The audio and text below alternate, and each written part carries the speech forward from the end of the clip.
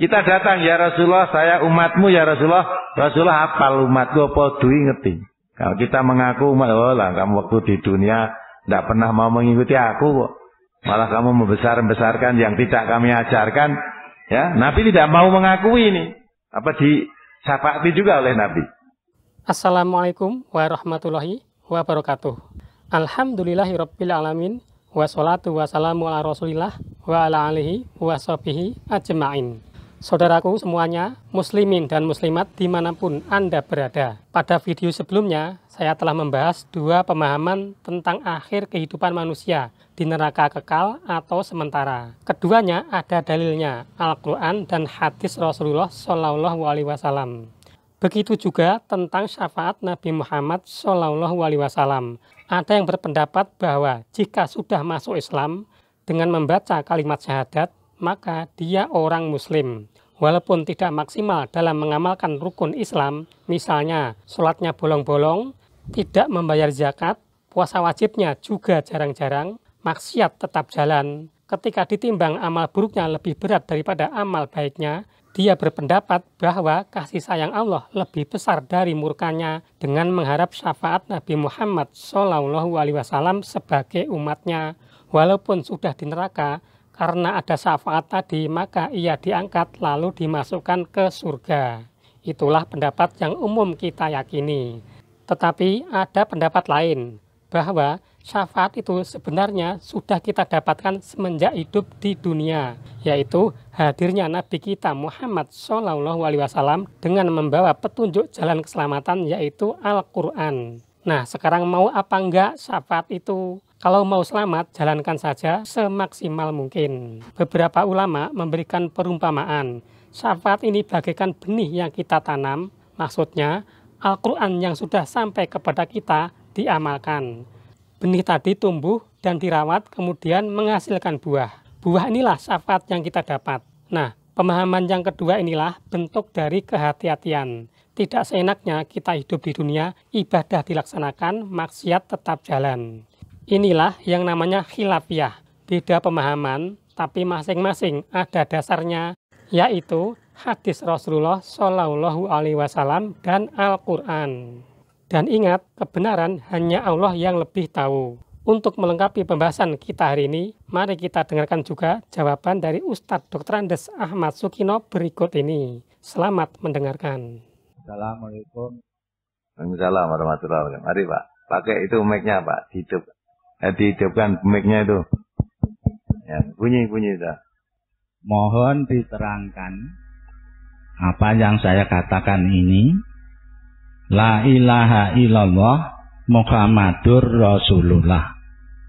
Yang saya maksud yang ada hubungannya dengan syafaat yang di dalam Al-Quran tersebut. Maksudnya apa? Tak ada hubungan syafaat. Yang ditanyakan apa maksudnya?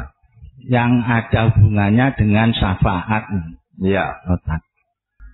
Demikian mohon penjelasan supaya kami dapat jelas. Terima kasih. Coba dibaca surat Al-Baqarah. Itu dari surat Toha ayat 109 kalau tidak salah. Ya. Coba dibaca surat Toha itu. Ayat 109. Ayo dibaca. Al-Baqarah ayat 48. Wattaqu yawman la tajzi nafsun an nafsin syai'an wa la yuqbalu minha syafa'atu wa la yukhadhu minha 'adlu wa la hum yunsharun. Dan jagalah dirimu dari azab hari kiamat yang pada hari itu seseorang tidak dapat membela orang lain walau sedikit pun. Dan begitu pula tidak diterima syafaat dan tebusan daripadanya, dan tidaklah mereka akan ditolong. Nah, terus yang disebut Bapak tadi, surat apa tadi? Surat Toha, coba dibaca. Toha ayat 109. Yauma idzil la tanfa'u syafa'atu illa man adzina lahur rahmanu wa radiya lahu qaula.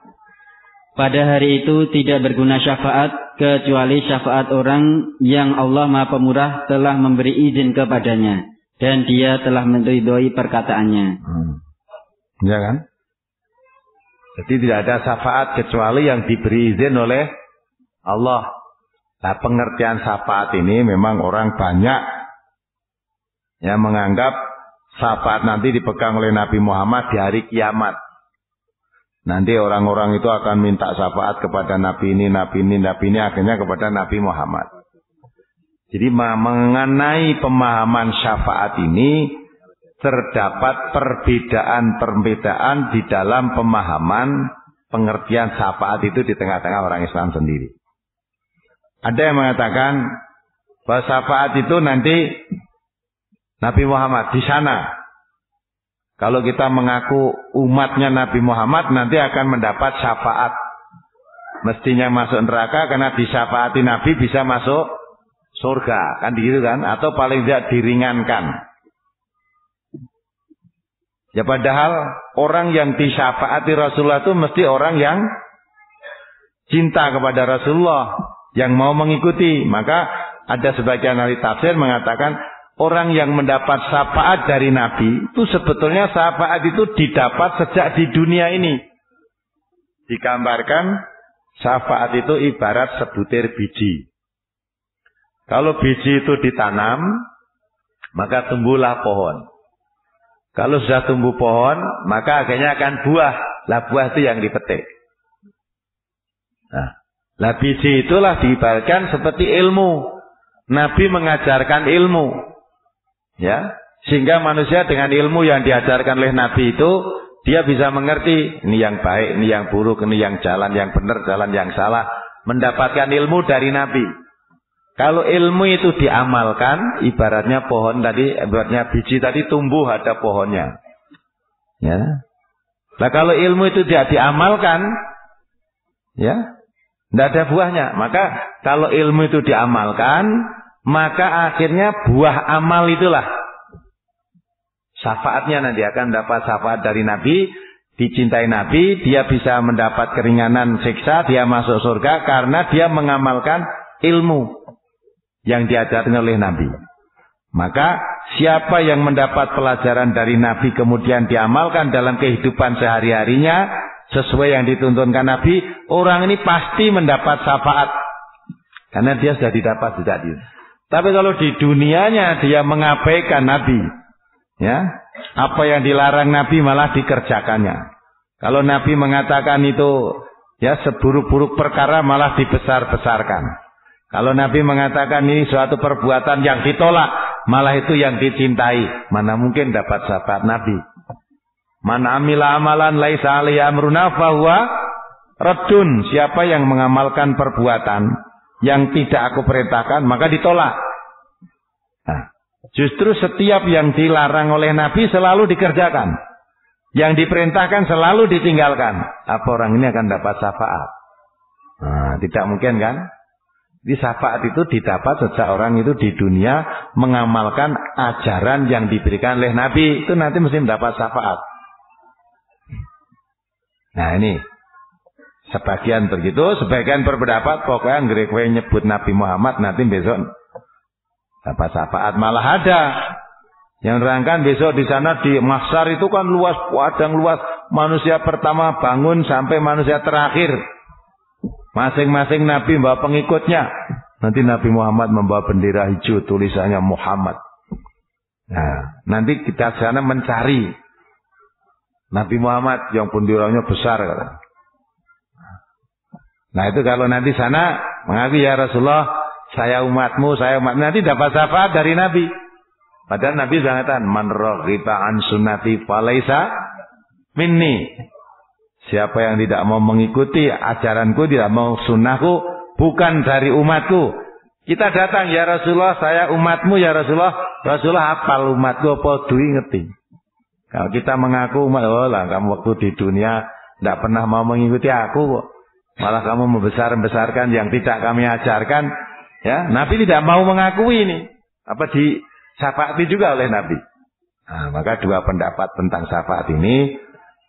Mari yang mana yang secara pahami, kita saling menghormati, tidak usah olok-olokan. Yang percaya bahwa syafaat nanti akan dapat di sana mencari Nabi terus diakui, ya silakan itu. Wes neng dunia saenake wae sampean golek syafaate Nabi. Tapi orang yang meyakini bahwa syafaat itu diberikan Nabi sejak di dunia, Siapa yang mengikuti ajaran yang diajarkan oleh Nabi, itu nanti akan mendapat syafaat dari Nabi di akhiratnya. Nah itu maka yang sungguh-sungguh di dalam mempelajari ilmu yang diajarkan Nabi, tidak berhenti dalam belajar saja, tapi diamalkan dalam kehidupan. Itulah pengertian syafaat. Ada dua pemahaman, terserah aja mari yang secara mau pakai yang mana. Wong itu hakikatnya nanti masing-masing akan memetik hasilnya sendiri. Sendiri kita saling menghormati, tidak usah saling olok-olokan tentang syafaat, karena hakikatnya nanti di akhirat kan gaib itu. Ya, mudah-mudahan bisa dipahami. Apalagi? Sudah ya? Cukup, Ustaz. Baik, mari kita akhiri. Alhamdulillahirrahmanirrahim. Subhanakallahumma wa bihamdika asyhadu an la ilaha illa anta astaghfiruka wa atubu ilaik. Assalamualaikum warahmatullahi wabarakatuh. Demikianlah para pemirsa semuanya pembahasan kita untuk pertemuan kali ini, yaitu tentang syafaat Nabi Muhammad SAW kepada umatnya. Semoga menambah hasanah ilmu yang kita miliki. Wassalamualaikum warahmatullahi wabarakatuh.